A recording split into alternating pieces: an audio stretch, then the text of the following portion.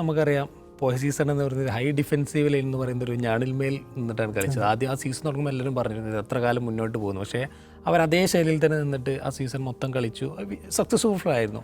പക്ഷേ ഇനി അടുത്ത സീസണിൽ ഇതേ സ്റ്റൈൽ തന്നെ ആയിരിക്കുമോ? എന്തായാലും സാറിന് എന്താണ്? അതെപ്പോഴും ഒരു റിസ്ക്. അതിന് കളിക്കാൻ പറ്റുന്ന പേസുള്ള സെൻറ്റർ ബാക്സ് വേണം. അത് മിസ്റ്റേക്ക് ഇല്ലാതെ ഇപ്പോൾ ലിവർപൂളിനൊക്കെ അങ്ങനെ കുറേ കാലം കളിക്കാൻ പറ്റിയത് വാൻഡാക്കും മാറ്റിപ്പും ആ ക്വാളിറ്റി ഉള്ള സെൻറ്റർ ബാക്ക് ഉള്ളത് കാരണം. ഇപ്പോൾ ഇനീഗോ മാർട്ടിനസ് സൗദിയിലേക്ക് പോയി. ഇവർ രണ്ട് സീനിയർ സെൻറ്റർ ബാക്ക് ആയിട്ടുള്ളത് ഇപ്പോൾ ക്രിസ്ത്യൻസനും മറ്റേ റൊണാൾഡ് അറാഹോണ്ട് രണ്ടുപേരും ഇവർ വിൽക്കാൻ നോക്കിയ കളിക്കാർ. ഇപ്പം മാർട്ടിനസ് പോയത് കാരണം അവരെ വിൽക്കാൻ നിർത്തില്ല.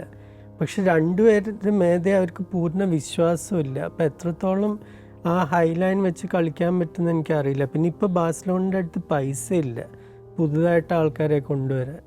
നമ്മളതിൽ പോയി ബാഴ്സലോണത്ത് പൈസ ഇല്ല എന്ന് പറഞ്ഞു. ആദ്യം പറഞ്ഞത് നീക്കോ വില്യംസിൻ്റെ പേരായിരുന്നു. നീക്കോ വില്യംസ് ഒരുപാട് ഡ്രാമാറ്റിക് ആയിട്ട് ലാസ്റ്റ് ഇല്ല എന്ന് പറഞ്ഞു. വന്നത് മാർക്കസ് റാഷ്ഫോർഡാണ്. യുണൈറ്റഡിന് വേണ്ടാത്തവനെ ബാഴ്സക്ക് വേണമെന്നാണ് നമ്മൾ ആ വീഡിയോക്ക് തമ്പ് വരെ കൊടുത്തിരുന്നത്. എങ്ങനെയായിരിക്കും റാഷ്ഫോർഡിനെ എങ്ങനെയായിരിക്കും ഉപയോഗപ്പെടുത്തുക? റാഷ്ഫോർഡിൻ്റെ അപ്പോൾ സ്വാഭാവികമായിട്ട് നമുക്കറിയാം കഴിഞ്ഞ ദിവസങ്ങളിൽ നല്ലൊരു അറ്റാക്ക് ആയിരുന്നു ബാർസക്ക്, ലെവൻഡോസ്കി, റഫീന, യമാൽ എന്ന് പറഞ്ഞിട്ട്. അപ്പോൾ അതിലേക്ക് റാഷ്ഫോർഡ് ഏത് സ്ലോട്ടിലേക്ക് വരുന്നത് നമ്മുടെ ഭയങ്കര ഒരു ചോദ്യമായിരുന്നു. അപ്പോൾ ആളുകൾ പറയുന്നത് റഫീനയുടെ AMF ആയിട്ട് യൂസ് ചെയ്യും, റാഷ്ഫോർഡിനെ ലെഫ്റ്റിലേക്ക് യൂസ് ചെയ്യും എന്നുള്ളതാണ്. പക്ഷേ ലെവൻഡോസ്കി ഒരു ഏജ്ഡ് പ്ലെയർ ആയിട്ട് വന്നുകൊണ്ടിരിക്കുകയാണ്. ആളെ എത്രത്തോളം ഒരു സീസൺ ലോങ് റണ്ണിൽ കിട്ടുമെന്ന് അറിയില്ല. അപ്പം കഴിഞ്ഞ കോമോനായിട്ടുള്ള ജോൺ ഗാമ്പർ ട്രോഫിയിൽ റാഷ്ഫോർഡായിരുന്നു സ്റ്റാർട്ടിങ് സ്ട്രൈക്കർ കളിച്ചിട്ടുണ്ടായിരുന്നു. അപ്പോൾ ഓൾമോസ്റ്റ് ആളത് നല്ലൊരു പെർഫോമൻസ് ആയിരുന്നു. ഗോൾ സ്കോർ ചെയ്തിട്ടില്ല എന്നുണ്ടെങ്കിൽ കൂടി ടീമിന് ഭയങ്കര ഇൻഫ്ലുവൻഷ്യൽ ആയിട്ട് പ്ലെയർ ആയിരുന്നു.